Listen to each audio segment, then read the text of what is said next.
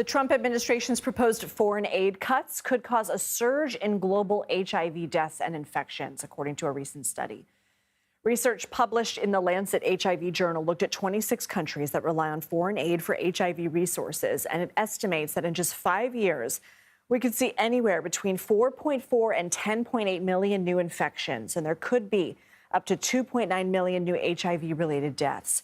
In 2023, the U.S. alone provided more than 72% of funding for global HIV research, according to analysis by the nonpartisan health policy organization KFF. Let's bring in Dr. Céline Gounder for more. She's a CBS News medical contributor and editor-at-large for KFF Health News. So, Doctor, what do you make of these numbers, and what does this mean for the future of controlling HIV globally? So looking at having an additional 11 million new infections, 3 million deaths from HIV over the next 5 years. I mean, that is a huge scale of loss of life that was entirely preventable. And I think what's really sad is the particular moment in time when this is happening, which is to say we have a new drug on the table to prevent HIV, which is injectable. We anticipate the FDA will approve this in June, twice-a-year injections. And very soon, we may even see once-a-year injections based on some of the preliminary data on that drug. It's called lenacapavir. And so we are at this moment where we have this tool that really could help us eliminate HIV, not just in the U.S., but in many countries around the world. And that is when we are dropping the ball.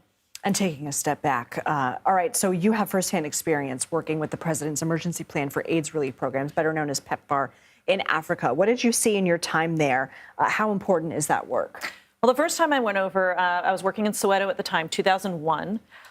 In 2003 is when George W. Bush, the former president, announced PEPFAR.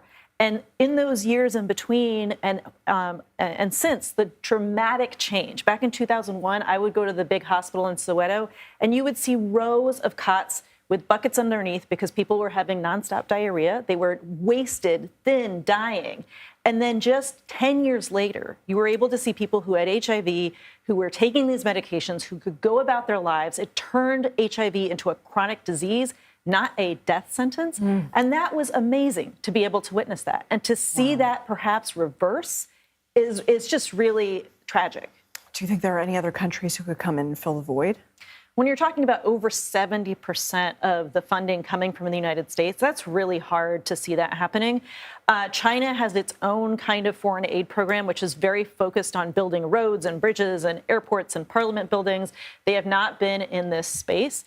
And in some countries, you're talking about 50% of the budget for HIV/AIDS coming from the U.S. Those countries are not going to be able to fill the gap either. What else do you think we should know about this?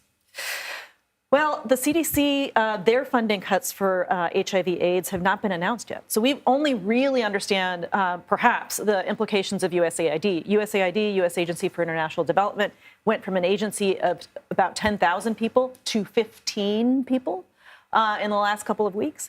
And their budget has been dramatically cut.